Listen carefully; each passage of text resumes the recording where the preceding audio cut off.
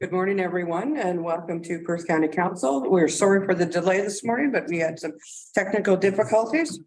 I will now call our meeting to order. If everyone could please bow their head for a moment of reflection.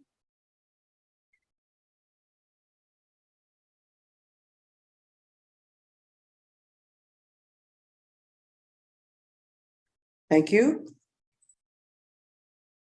I'll read our land acknowledgement. We acknowledge that Perth County is situated on the traditional land of the Anishinaabe, who have long-standing relationship with the land and water throughout the region.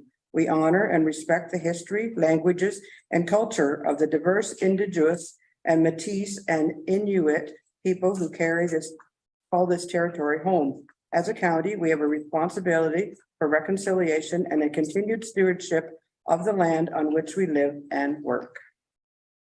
If you have pecuniary interest, you can disclose that now or as the meeting goes along. Do we have a motion to accept the agenda as approved? Moved by Councillor Aitchison, second by Councillor Orr. All in favor? Carried.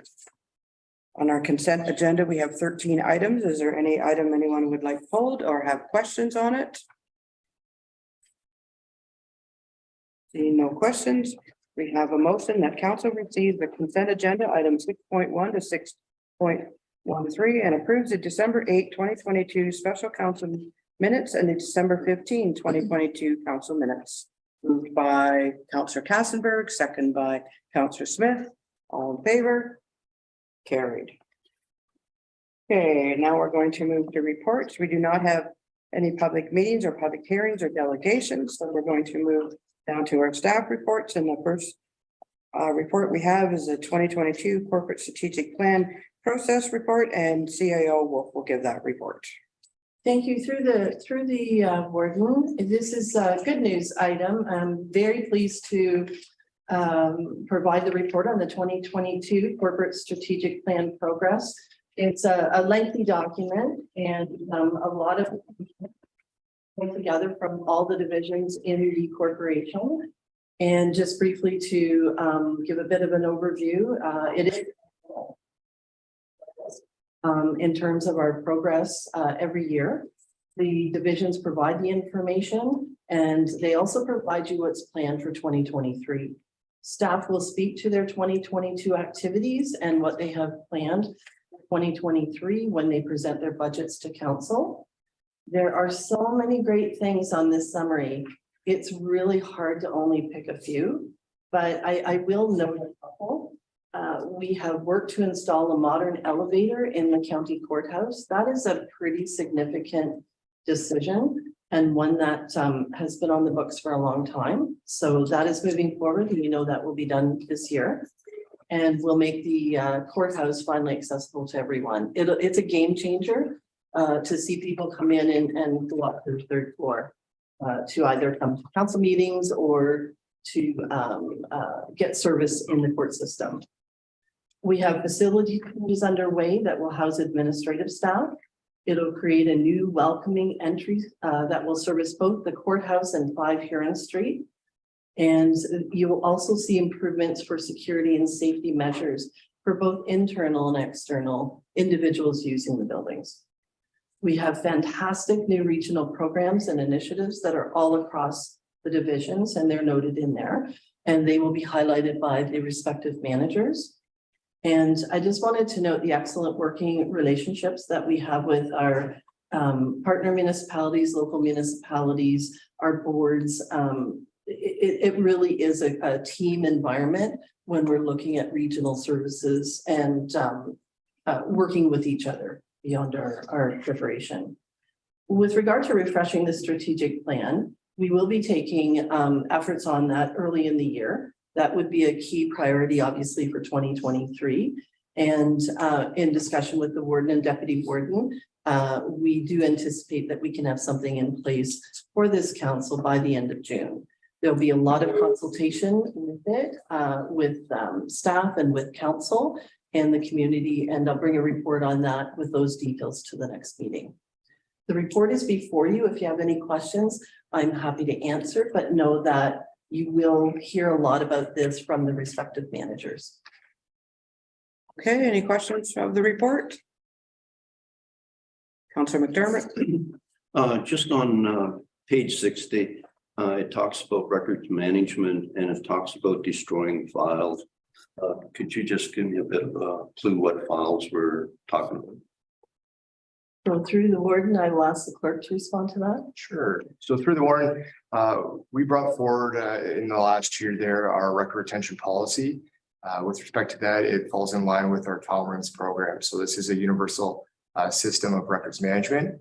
And so we follow our bylaw and our policy. So if a record has a retention of 7 years, we look at destroying that record after that 7-year policy. So each record has a different retention that's tied to it, depending if it's a financial record or a legal matter. So we just follow what our policy and bylaw states. If it is any kind of archival value, it would be sent to the archives. Yes, so through the warden, we do have an archival process that we do any permanent record. After we've gone through the system, we do send it over to archives, and we just sent over another 60 boxes to archives just recently. Okay, thank you. Okay, any further questions? If not, we do have a motion that council receives the 2022 Corporate Strategic Plan Process Report for information. Moved by Councillor Aitchison, second by Councillor McDermott. All in favor? Carried.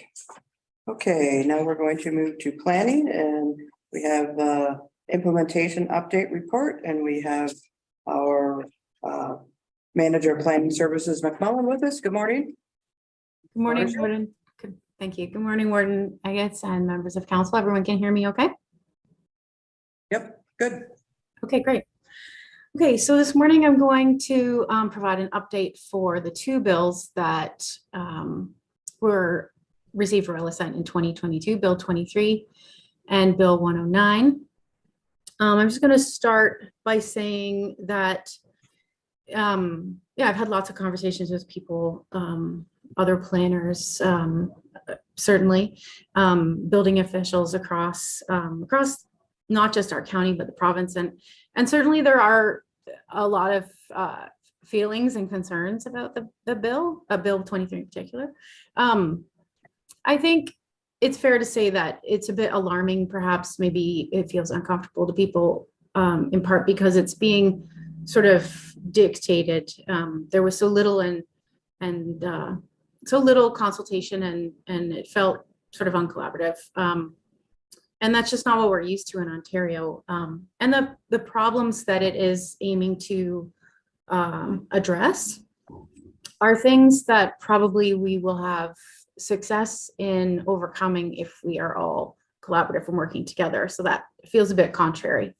And in our department and with our work with the building officials together, we have a sense that if we use our resources and use our energy towards making the most good that we can out of these changes, these new rules, that will be the best way to spend our resources and energy. And we're trying to approach this with an interest, a curiosity to see what positives may arise out of it if we can sort of dig into it and use the tools or the changes that were given to us to produce the most good that we can. So yeah, we'll see, perhaps more affordable housing will become more of a reality. So I'm going to share my slides and walk you through some of the specific day-to-day planning related changes. Are you seeing my slide deck there? Yes, we are. Okay, great, thanks. So as I said, I'm going to focus on the report has a wider scope, I think, than this presentation will. I just want to focus today on some of the day-to-day stuff that we're seeing and going to be shifting. And then if you have questions about some of the other things, we can certainly get into that as well. So I've got 5 things on the slide here. I'm going to start with the refunding of fees. That comes from Bill 109. It's specific to zoning bylaw and site plan control. And those have a statutory requirement of 90 and 60 days respectively. So our intention, as it always is to work really hard to make sure that we're arriving at decisions within those days. That's what we've been doing over the last year and intend to continue to do. But it's important to be tracking this sort of thing so that we can be prepared and work together with finance staff. These refunds are meant to be automatic. In other words, the applicant wouldn't have to request them. And they are also apply to applications that were received on or after January 1st of this year. So this is just coming into play now. We are implementing a fairly straightforward day tracker, day counter, if you will, so that we can, like these fees are collected at the local municipalities, but for all intents and purposes, it's our team here that is working within these number of days and doing the majority of the actions. So we want to be working in concert with the finance folks at the lower tier to make sure that they have the appropriate trigger and advance warning if we see ourselves approaching these dates. So that's what's underway on that front. The next point is that on minor variances and consent applications, there would be no third-party appeal permitted anymore. What that essentially boils down to is that the neighbors or concerned members of the public wouldn't have the appeal right on a minor variance or consent, but the applicant would, other levels of government would. And so it's important, I think, to point out that there's still a public engagement process with minor variance and consent applications, and that there is still circulation to neighbors and various agencies. And so we anticipate that they will still engage as they have, and that we will shift then, more of our focus to resolving things during the review process, and work with, the developers have a responsibility to that as well in helping to resolve concerns. So I just want to be clear about this one. There is still very much a public engagement component, but the appeal option no longer exists for third parties.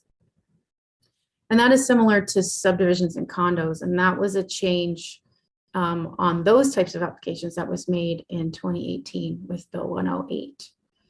Okay, on to public meetings for subdivisions and condos. Again, I want to be clear, there's still very much a public process for subdivisions and condos. There is circulation. We encourage people to get in touch with us if they want to review a subdivision in greater detail. If they want to understand studies, we're open for questions and certainly comments. So the onus ends up being more on members of the public who are interested to get informed and to submit comments in writing, and to contact the planning departments and the planners who can help resolve some of the concerns or certainly answer questions, but also put them in touch with the developer themselves to work through some things too. And what this new rule or change in rules means is that there isn't that public space, that public forum where someone can come and learn about an application in greater detail and then have their say in that moment. But those opportunities exist. They're just not in that public space, and it's not as sort of offered. You have to kind of come in and get it. So the other important point about this change in regulation is that it says that we are not required to have a public meeting. It doesn't mean that we can't do it or continue to do it anyway. And in taking that path, we would need a policy at Perth County that the Planning Authority Council would be holding public meetings, and then we would outline the procedure and process for those in that policy. So on this particular point, I am sort of gathering information. I'm really thinking on it to try and come to a place where I can advise council on what options they have and what my recommendation would be. So on this particular topic, I intend to come back to you with a recommendation report. The next point here is about the scope of conservation authorities with respect to planning applications. So in Bill 23, Bill 23 actually has changes in a number of acts, not just Planning Act, and the Conservation Authority Act is one of the others. There's a lot of changes yet to be realized and understood and sort of revealed on the Conservation Authority Act. But what we know to date is that conservation authorities have been given specific direction from the Minister of Natural Resources and Forests to limit their scope on planning applications to natural hazards alone. That's erosion and flood risk. So squarely within their core mandate, and they're not to be providing us comments outside of that scope. And again, just reiterating that there are changes proposed for the Conservation Authority Act. And in there are clauses around the connection between planning application approval and Conservation Authority permit approval. And that has not been, well, it's not fleshed out yet. So I don't exactly know yet how a planning approval would affect the Conservation Authority's permit approvals. And that information is yet to come when the Conservation Authority regulations and comment period ends. So that piece hasn't been fully revealed. And then the final point on this slide is about reinstating lapsed subdivisions. So this is a subdivision that would have had draft approval in the past 5 years, has lapsed. So it means that the developer had approval, they didn't fulfill their conditions, they didn't build or register any lots. And so their approval was null and voided. And this change allows them to come back to the planning authority, in our case in Perth County is County Council, and to make their case as to why their previous approval should be reinstated. And there's no formal formalization or clarity around how to do this in particular. So I have had a couple of folks interested and ask about this. I don't have a clear direction on what they're intending to do, but what I've advised them is that council's going to need a letter clearly stating that they want consideration for a reinstatement. And I've also suggested that if they want to be successful, they need to put their best foot forward and identify all the reasons why the subdivision that they had originally had approval for is still good for the community. Does it meet our current needs? Does it have all the components of infrastructure and traffic measures and et cetera that a subdivision would need? So the onus is on them to demonstrate why they should have a reinstatement, and then they would give that to us. We would present it to you, and we would also present with you a recommendation for you as well on what this department would advise in that instance. Okay, I'm going to go on to two more topics, and they each kind of have their own slide. I think they include additional residential units as of right, zoning, and also site plan control changes. So these two things have impacts that are more involved to figure out and to really, as I said at the very beginning, make the most of. So earlier this week, the planners instinctually amongst themselves organized a meeting between all the planners and building officials in Perth County, and also Stratford and St. Mary's were invited as well. And we got together and with the intention of identifying, now that we know what these regulations say, and now that we have some legal interpretations about what they mean, let's read into them. Let's play them forward in our minds and figure out what mechanisms and what tools do we need to ensure good planning still happens. And so we started with identifying what are the gaps, what are the questions that this leaves us with, what are the opportunities that we need to fill in. And we left that meeting the other day with a pretty good picture, I think, of what we need to do and the questions that we need to answer so that we can come back together in a couple of weeks, 3 weeks, I think.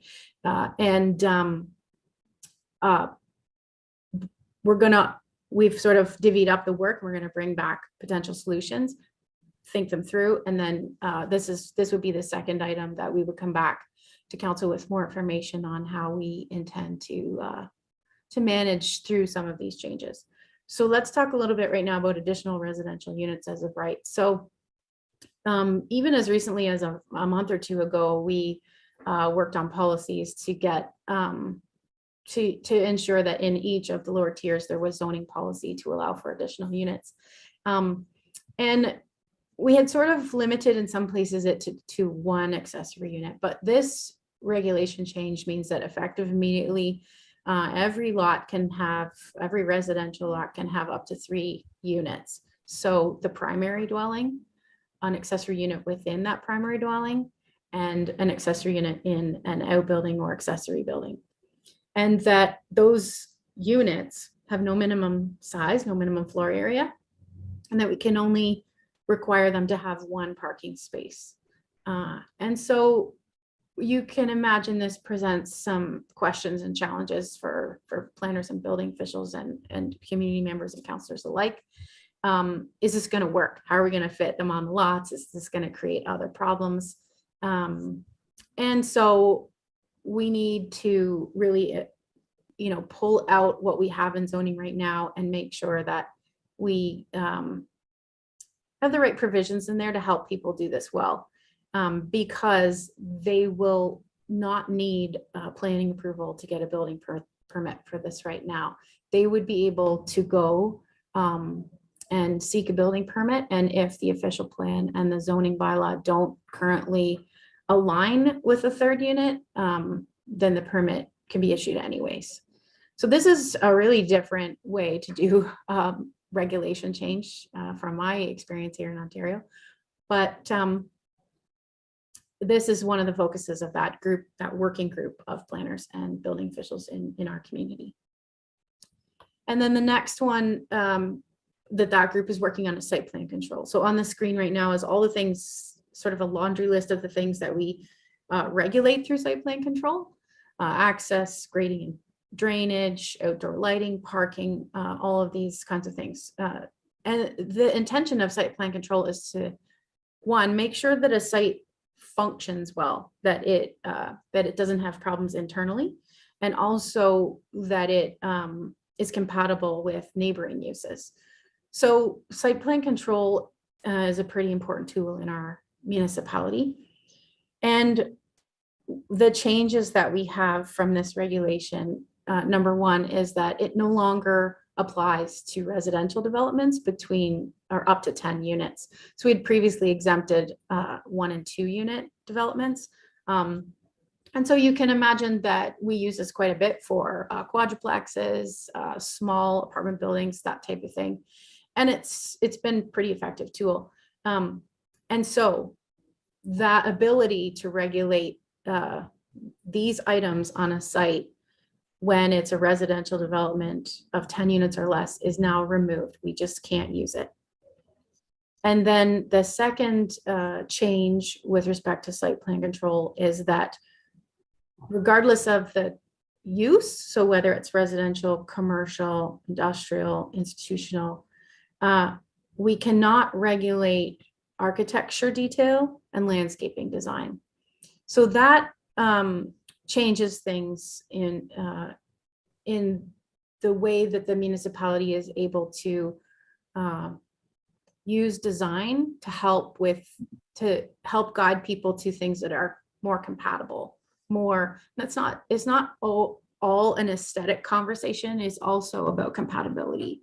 And some of you may be familiar with the fact that we've been working on residential intensification guidelines and wanted to launch those, fairly shortly for use in Perth County to help developers really visualize and see how good design can integrate increased density and intensification with fewer upsets and fewer problems, like sort of smooth it out a bit. And we won't be able to enforce that, or, you know, it will be relying really on the developer's desire to do some of those things rather than an ability to coach them in, or to have much At the end, ability to assert. there'll be a chance for questions. So I've highlighted here a couple of the items in site plan control that we can shift our focus to other mechanisms. So instead of site plan control, we can use zoning, and we can rely on the building code to help us with some of these items. The other thing I wanted to point out is that with respect to the architecture and landscaping piece, there are some exemptions. So if we can identify that there is a health or a safety or an accessibility or a protection of adjoining lands risk, and sustainable design would be something that we could use an exemption as well, provided we had some sort of green building standards. These exemptions, we can pull something back into site plan control if we can justify these exemptions. The challenge comes in operations. So if you don't need site plan control, or site plan can regulate these things, and you're going straight to a building permit, you don't need this planning application, then it limits staff's ability to identify these things, and it doesn't give them as much time to manage them, to work with developers to achieve them. So if you're going straight to building permit, A, there's no pre-consultation process, and B, depending on the type of use, you have a very limited number of days, 10, 20, to issue the permit. So operationally speaking, it's going to be challenging to work with to trigger exemptions and to get at some of these other things. There's some items specifically, I'm identifying them here with red ovals. Those are the things that we're sort of taking back as our homework after our meeting the other day, and trying to really dig in to see if there's other mechanisms that we can employ to help bring those back into the development conversation. And again, as I said, these are the things we want to come back and report on after planning and building staff have had a chance to flesh it out, think through scenarios, and try and research other mechanisms. So what do we do now? I'm looking forward. As I said, we're trying to focus on these changes with an interest towards what positive things, what positive outcomes can be realized. We're looking at other mechanisms for some of these important details. We're interested to see and to work towards an increase in density, increased intensification, and affordable housing units. What we want to keep our minds to and be mindful about is that when you take away some of these planning tools, a lot of that responsibility is shifted onto the building department and to bylaw enforcement. So if you don't have some site plan control regulatory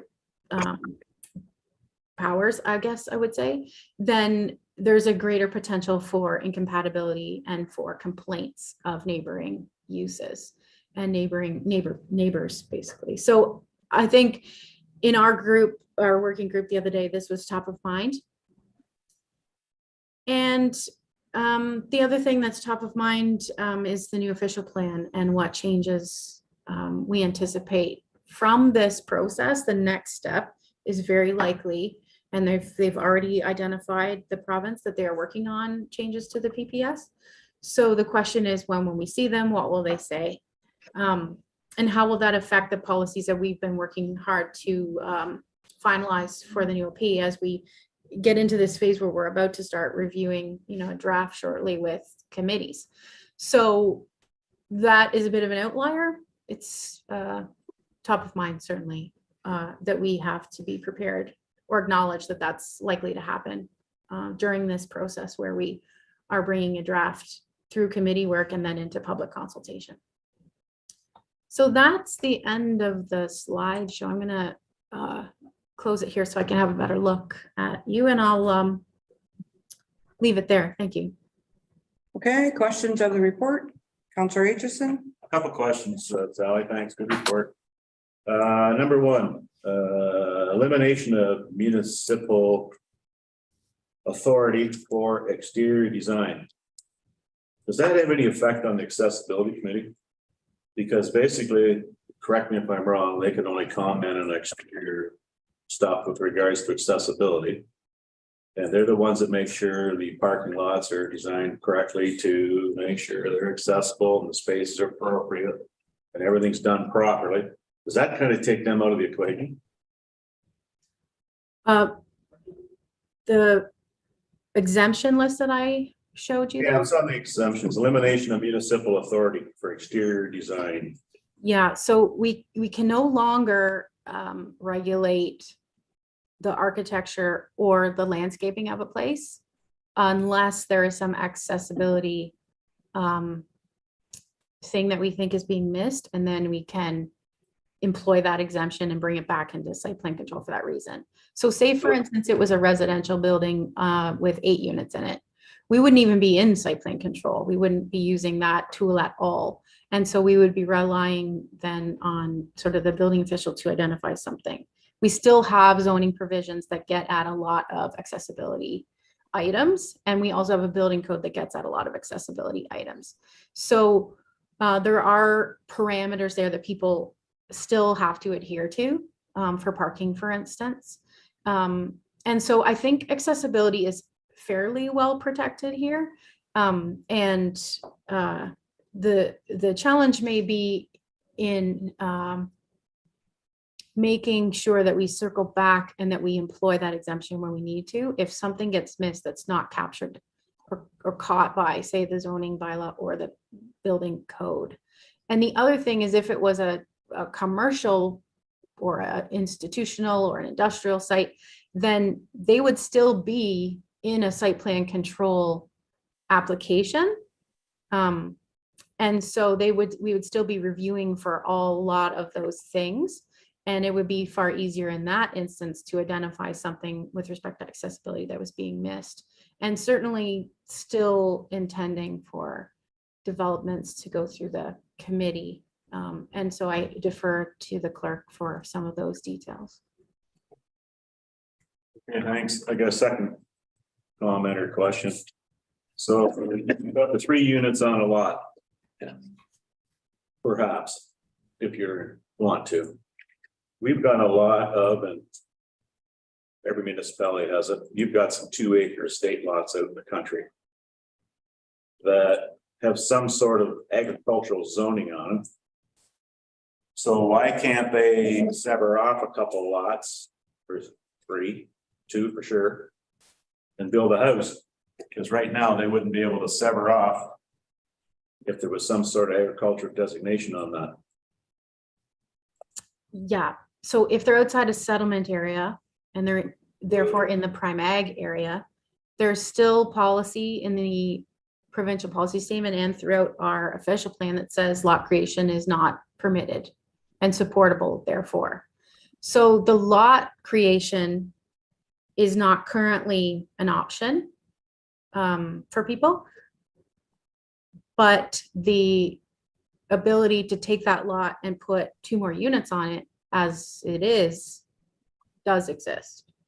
So the question will then be, can they fit? Is it supportable? So that will come down to an evaluation of servicing availability, capacity, and space. So further to Jim's, so that 2 units, can one of them be a house then? It can be an no accessory restriction. building. Accessory building, yeah. It's supposed to be secondary in nature to the primary dwelling. Okay. Councillor Kassenberg? Thank you and good morning, Warden Nagels. Through you, I have a few questions and comments, if you don't mind. Ms. McMullen, can you remind me, just with regards to zoning bylaw amendments and site plans, this act makes some changes, or the regulations of it make some changes to the scope of the conservation authority. And I'm just wondering how that might affect the timeline, because they've attached that 90 days and 60 days timelines to those instruments, through those tools.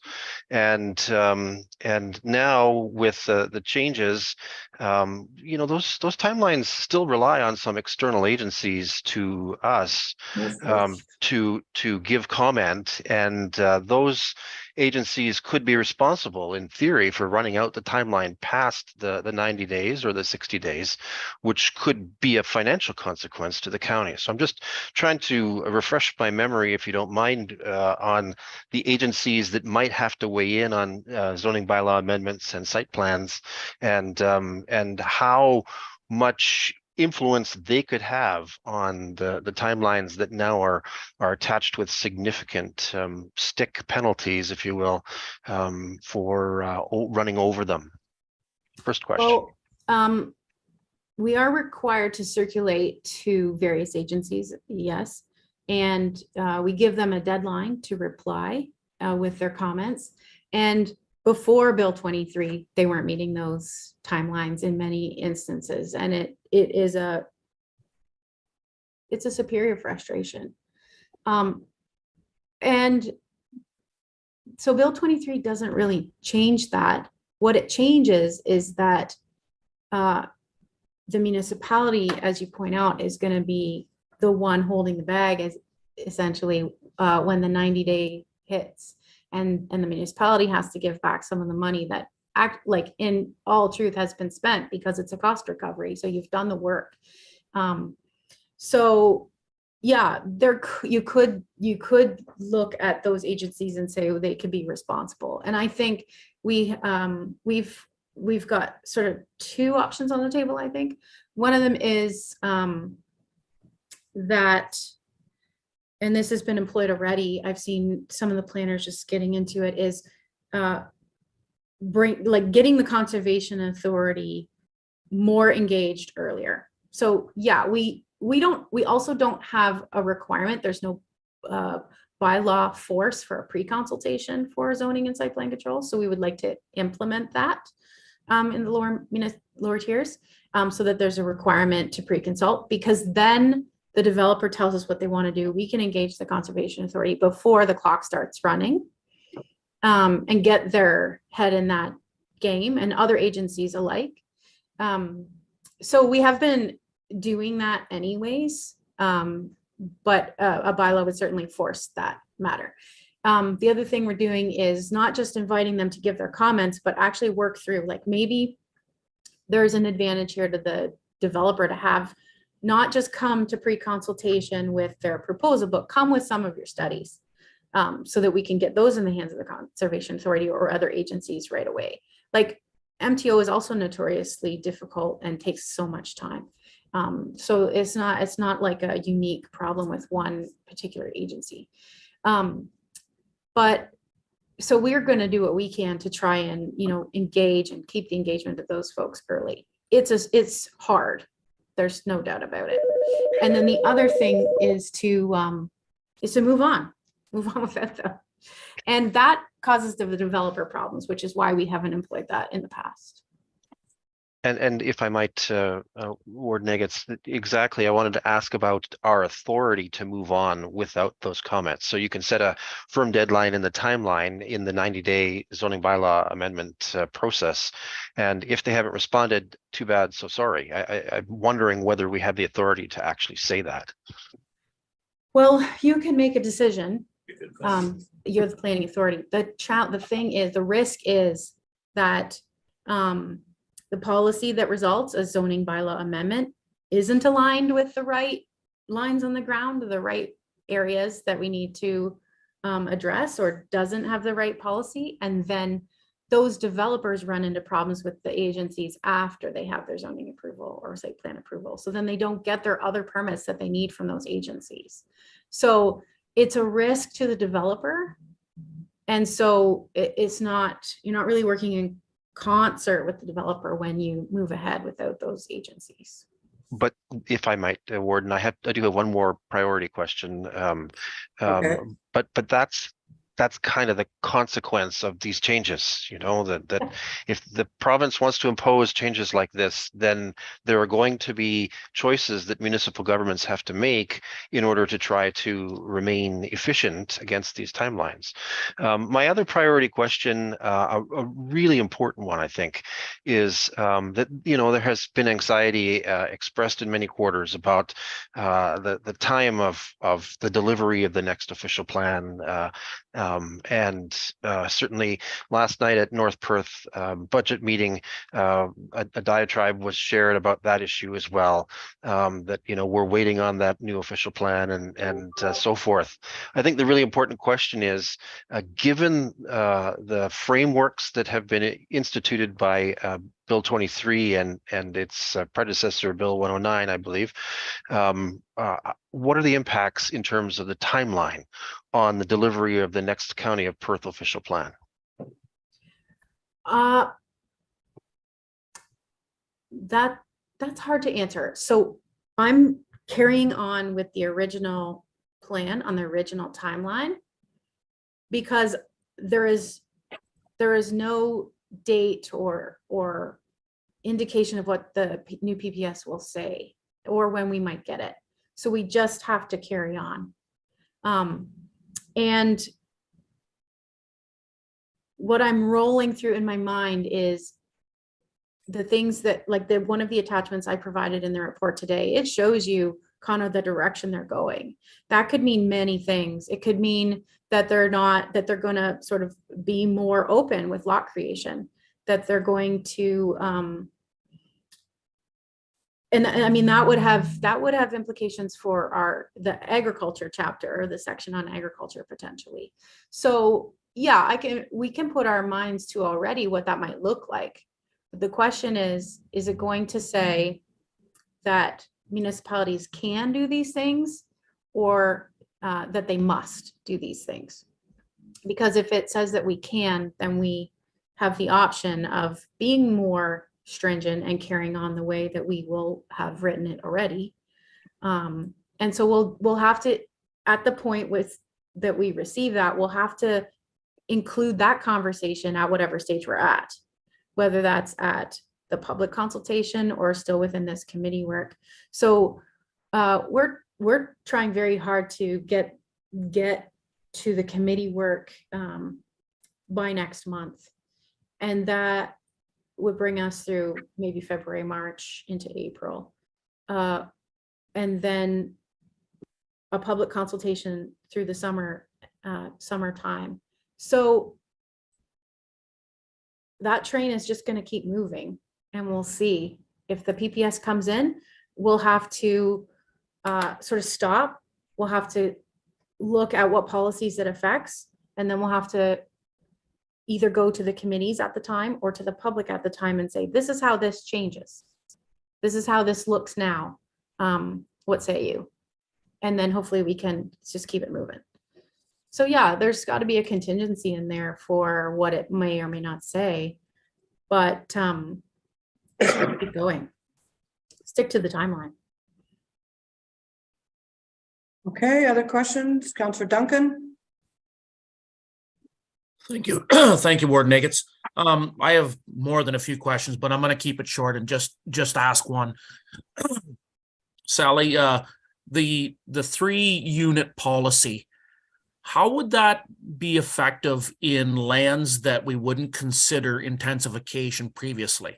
I remember one case back a number of years ago in Listowel, because we have a 2-zone floodplain where we wouldn't allow intensification on a property. Are those properties now free to go no matter what, or how do those policies apply? Because they could become a huge tax on emergency services in the event of a major flooding event if we pile a whole bunch of more people into lands that shouldn't have those people on.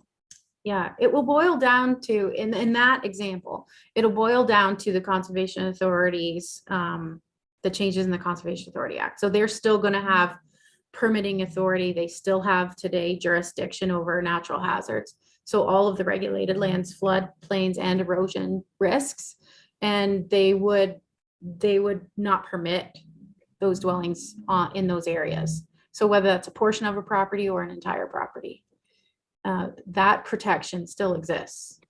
And we'll see if it changes.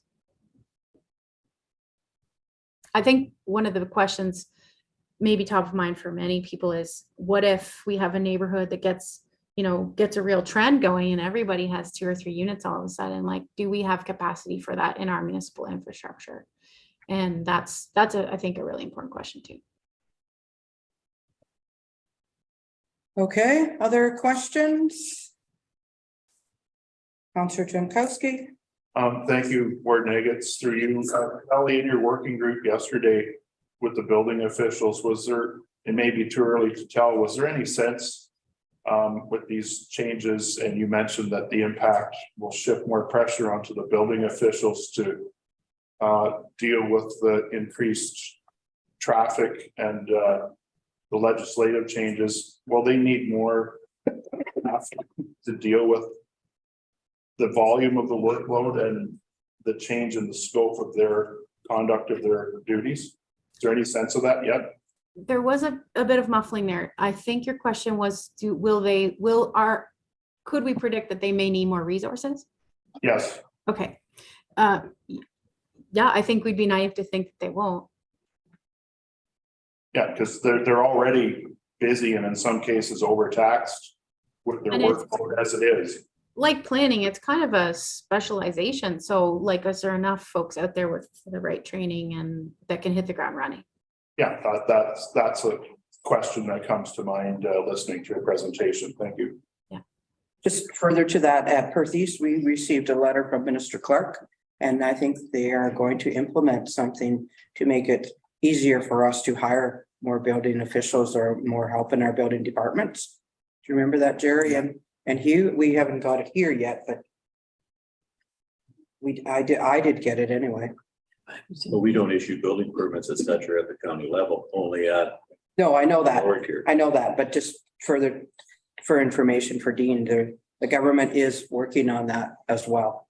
So My only comment to that, Warden Agats, is it's great to have the money, but it doesn't work if you don't have the people exactly. available to facilitate the process. So it's a part A and a part B. Part A is great, but it doesn't work if part B isn't there. So Correct. no, thanks.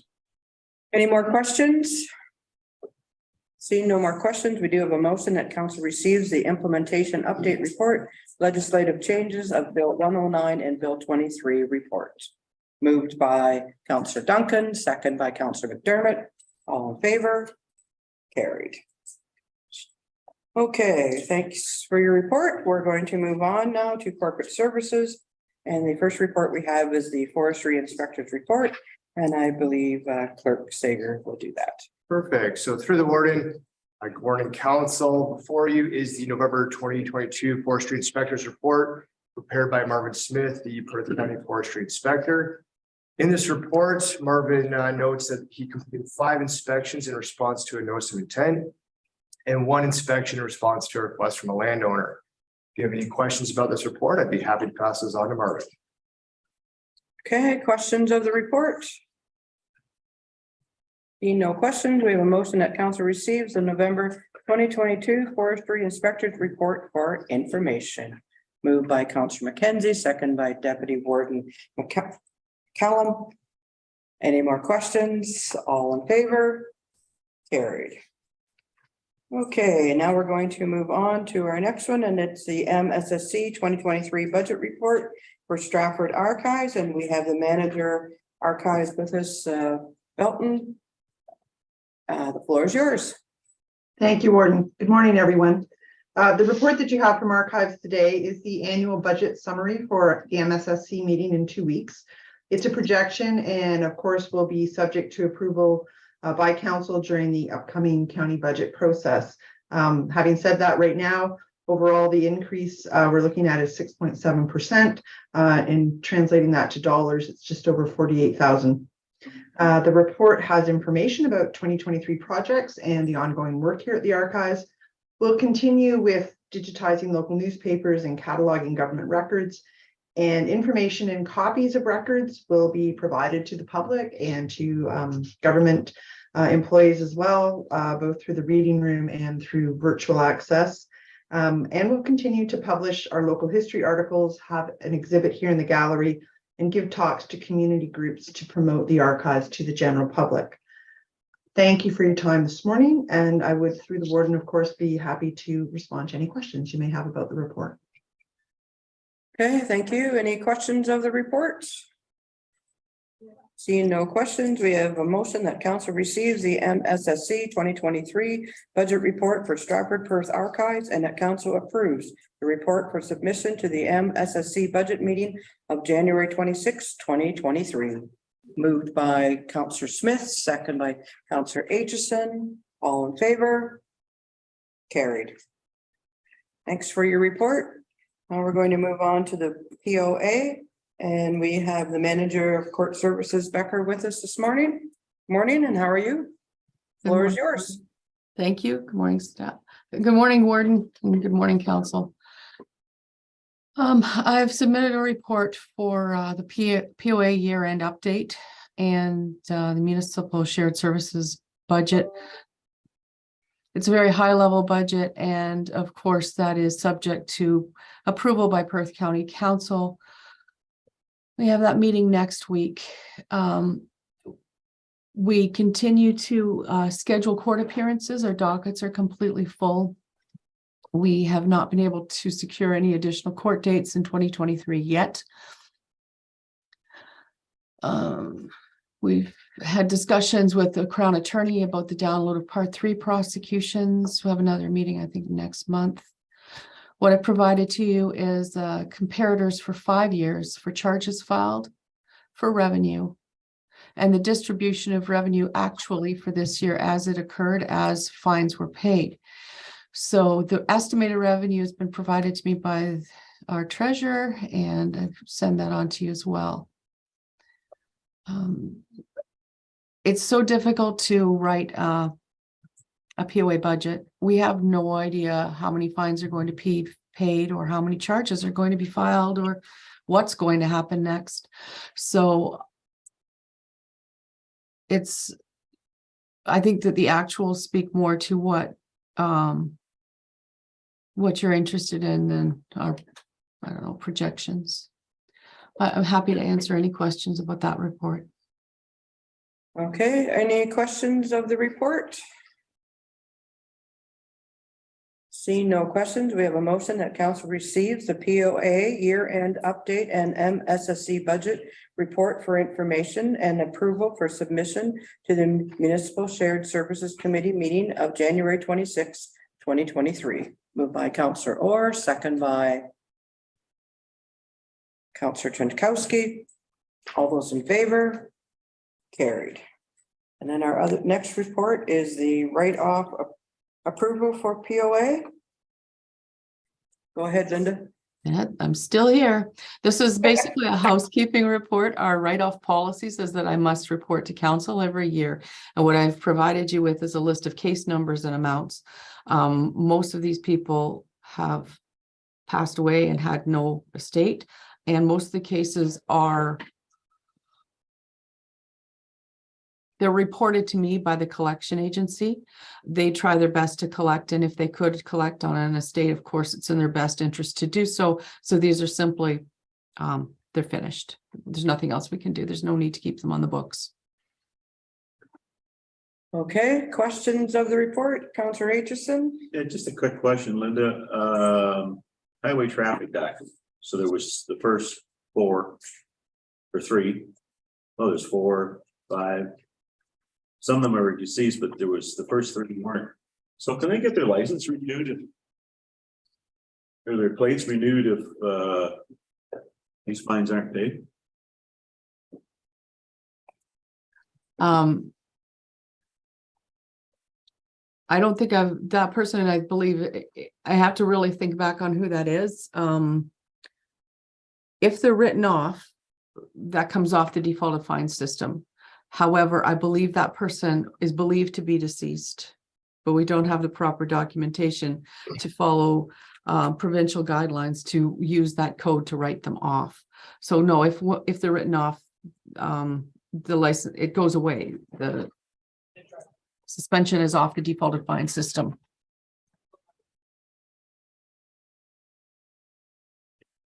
Okay. Any further questions? If not, we have a motion that council receives the write-off approval for POA fines for 2022 report, and that council approves the fines for write-off for the year of 2022. Moved by Councillor McDermott, second by Councillor Orr. All in favor? Carried. Okay, now we're going to move to paramedic services. Thank you.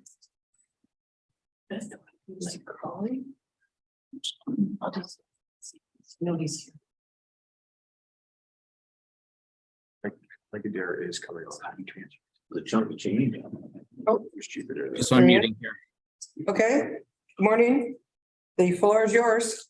Good morning. Thank you, Warden, and through the Warden. So this is our municipal shared service report for January the 12th, which ties in, of course, to the municipal shared service budget. This is a snapshot of our business plan and is being brought forward as an FYI to municipal shared services.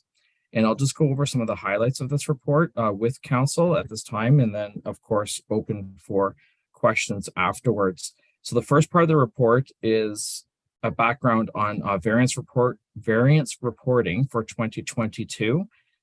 There's a couple areas to highlight here. The first one is COVID-19 costs as of October when we wrote this report, where came out to $207,000 at that point in time, and that's money that we'll be submitting to the province for reimbursement.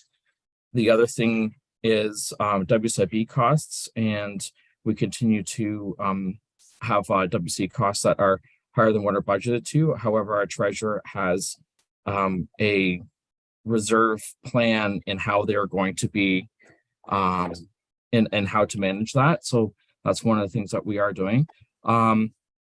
The other thing is, so then the next thing in our report is just general paramedic services plans for 2023 and areas that we want to explore and recommendations with council. So this, of course, isn't anything that has been approved by council at this point, but we did want to give the MSSC a heads up on some of the areas that we are going to focus on. So, for example, we will be looking at recommendations with council that came out of the Joint Municipal Paramedic Service Deployment Review, and that may result in some additional hours to one of our vehicles that's already deployed. We will be looking at other areas as well, such as the customer excellence and scope of practice. So doing things that are changing at the paramedic service level across Ontario. So there's an additional medications that will be mandated throughout this year that we need to introduce. And so that's included in our budget. And I mentioned those types of pressures as well within this report. Employee engagement and mental health. There are some strategies in terms of additional training hours for paramedics to provide them with the tools to do to maintain their mental health, and have some strategies to help with the job so that they can stay mentally fit as well at work as physically fit. And that would involve some training and those types of things. And then I highlight as well collective bargaining. In this report, I talk a little bit about the capital budget in terms of what we're going to be replacing next year and costs that are increasing because of inflation and vehicles and those types of things. And so then when you go to the financial implications, you can see that some of the hours and numbers are in there right now. And I do talk about the full-time equivalent hour increase that we would be asking for. And again, that goes back to mental health training, that goes back to peer support, monthly commander meetings, adjustment of backfill for vacation hours, and then overtime shift overrun, up staffing, and those types of things in terms of forecasting what that might look like in 2023. And finally, I also mentioned that there is an increase as well based on the increases that occurred during bargaining of 2023 as well. So then the final page of that report is the paramedic services operating budget shared revenues with the different municipalities. And so that really is the report, and that will go to MSSC should council approve this to move towards that direction. And I'm open for questions. Okay, questions of the report? Seeing no questions, we have a motion that council receives the Municipal Shared Services Committee Perth Paramedic Services January 2023 report, and that council approve the Municipal Shared Services Committee Perth Paramedic Services January 2023 report for submission to the January 26, 2023 meeting of the Municipal Shared Services Committee. Moved by Councillor Orr, second by Councillor Aitchison. All those in favor? Carried. Thank you, Mike. Okay, now Thank you, we're Art. going to move to the budget, and we have Treasurer Bridges with us this morning, and he's going to lead us through the 2023 budget. So, the floor is yours. Thank you very much, and council. I'm essentially going to provide council with a brief overview of our 2023 budget that's within the on the website for the purpose. I'm just going to bring up my presentation slide.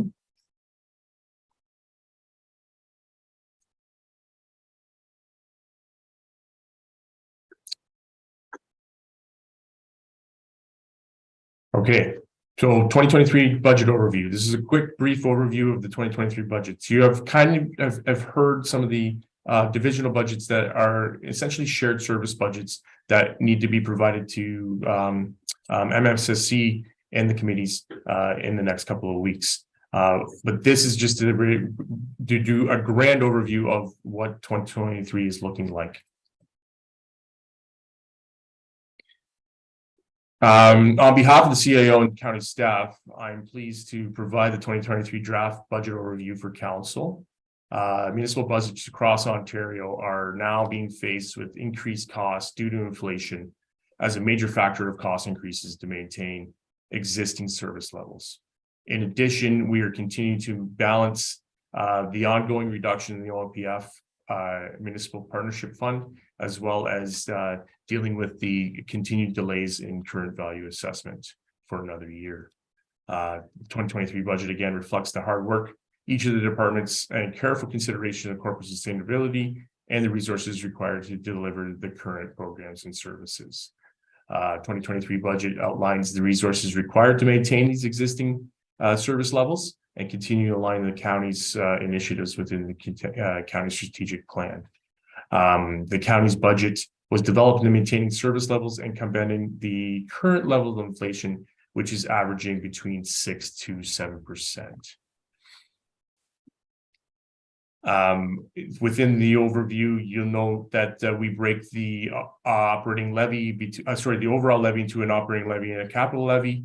And within that, the increase in the levy for 2023 is $1,853,000 or 10.23%. 9.21 is within relation to the operating levy, with 1.02% in the capital levy. 2023 also saw another significant year in new assessment growth. About $466,000 of this levy increase is in relation to the growth of the municipality, which is about 2.57%. And therefore, the remaining non-supported by growth increase would be reduced to 7.65% from the 10.23%. To break that down, a tax impact on a median typical property within Perth County, within a single family home valued at $263,000, which is 2016 values, would see an increase of $54.97. and farmland average current value assessment of just under $1.5 million would see an increase of $77.98. This is a history look at our levy increases over the past 10 years. And within the 2023, you'll note that there's a 10.23% and our tax rate of 7.65. The total levy would be just under $20 million. Within this budget as well, we continue to use operating reserves to reduce the impacts of temporary increases. Within this budget, there is about $732,000 of reserves being utilized. Levy stabilization reserve is about $370,000 of that. That deals with some of these temporary increases, about $160,000, and in relation to the OMPF, which I'll get to later, is about $212,000. We do have a remaining $90,000 in COVID funding, which we're going to utilize in 2023, as well as another $120,000, which is our last remaining amount of modernization money from 2019. OMPF again continues to decrease. We receive all transitional money, which is being eliminated. Our anticipated amount is $737,000 in 2023, which is 85% of the last year's. This 737, or reduction of about 130,000, is a 0.72% effect on the levy. With the overall levy stabilization reserve, this is still anticipating that we still have a remaining of $1.37 million in the reserve to be utilized on other areas if needed. 2023 does have increases within requests for salaries. COLA impact on 2023 is about 328 or 329,000, and the county is forecasting an increase of 6 FTEs. And these resource requests will be indicated in their particular budgets and presented at a later date. The 6 bodies within the overall 2023 budget are identified here. We have 1 climate change coordinator. We have 1 accounts receivable and payable clerk within the finance division, half a FTE within reception, and in relation to records management assistant. There is 1 GIS technician position approved by council already, that has provided through the strategic plan for IT and GIS. Mike had not necessarily mentioned it, but 2 FTEs are within the paramedics budget to increase a 12-hour ambulance from an 8 to 9 hour ambulance, and the rest of the backfill discussions, as Mike has alluded to. The total increase on these resource impacts is about 1.33% to the levy. Our 2023 capital budget is within the binders as well. It's a $15.2 million budget, which includes 39 projects. Major projects are on roads and bridge rehabilitations, and as has been identified, the continuation of the courthouse elevator, as well as the campus renovation. The breakdown within the capital budget is 8.4 being funded from reserves, 2.8 million being funded from the other forms of government, federal and provincial, and with 4 million being funded externally from financing. This does include $3.5 million of the capital levy to be transferred back into the reserves for future capital projects. The county had updated their asset management plan within 2022, which identified a dedicated levy increase of about 1.4% to close that capital infrastructure deficit gap over the 5 years. These impacts of inflation on the capital has become evident that it is costing more to do the same amount of work, and therefore created a change to the county levy requirement than previously identified. Within 2023 budget, the increase to the capital levy is about 185,000, which I previously indicated, or 1.20%. Dedicated increase with the roads and bridges levy over the next 10 years is about $165,000 a year, or $125,000 for roads and $40,000 for bridges. Contributions to the roads is looking to be trying to get to about 3.625 million based on these inflationary impacts. The deficit gap to close is about 1.1 million, and therefore we're currently sitting at a capital budget levy on roads of about $2.5 million per year. Contributions to the bridges and capital culverts, is 1.1 million from the levy, and to close the gap is about 260,000 because we're currently at about 840,000. The 2023 budget format is that the 2023 budget is located on the County Perth website, www.perthcounty.ca/finance. And it's broken into a 10-year capital budget plan, as well as 3-year operating budgets. The 10-year capital has a continuity of our capital reserves within that, as well as individual capital project sheets for the 2023 capital projects. And the operational budgets include the 2023 individual business plans, as well as 2023 to 2025 budget financial forecasts.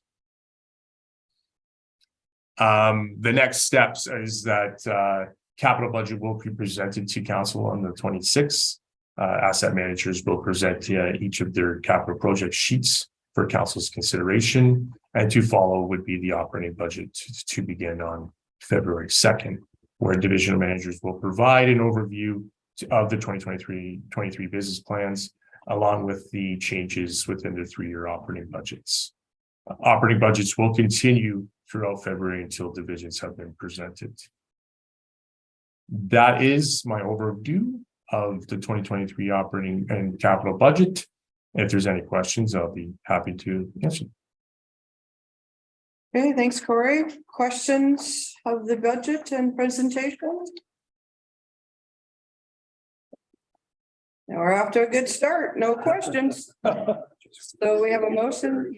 Oh, we're just getting started. Okay. Before we take the vote, I just want to make sure the camera, there's been a little bit of a glitch with this. Just want to make sure. Okay, we seem to be having some technical difficulties. They don't want to see all of us today for some reason.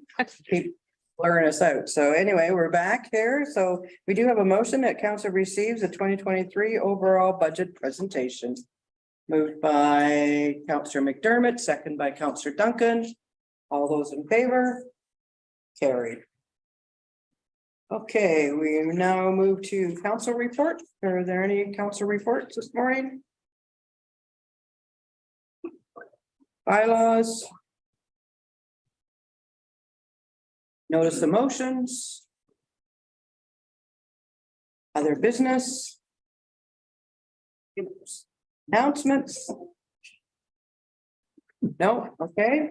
And then closed session. So we do need a closed session. So we have a motion that council move into closed session at approximately 8:10:18 in accordance with section 239 of the Municipal Act, SO 2001 C.25 as amended, to consider a matter pertaining to negotiations for facilities, a matter pertaining to potential acquisition of property under Public Works, and a matter pertaining to labor relations under CAO. We need a mover and a seconder to go into closed. Moved by Councillor Tronkowski, second by Councillor McDermott. All those in favor?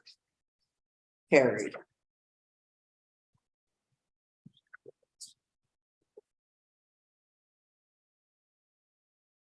Public access. Okay, we do have a motion that the bylaw number 3911-2023 being a bylaw to confirm the proceedings of council of the corporation of the county of Perth at its regular meeting held January 12, 2023 is read a first, second, and third time and finally passed January 12, 2023. Moved by Councillor McDermott, second by Councillor Smith. All in favor? Carried. And the last motion of the morning is the council meeting be adjourned at 11:52. Moved by Deputy Warden Kellum, second by Councillor McDermott. All in favor? Carried. Thanks, everyone. Great meeting, great morning.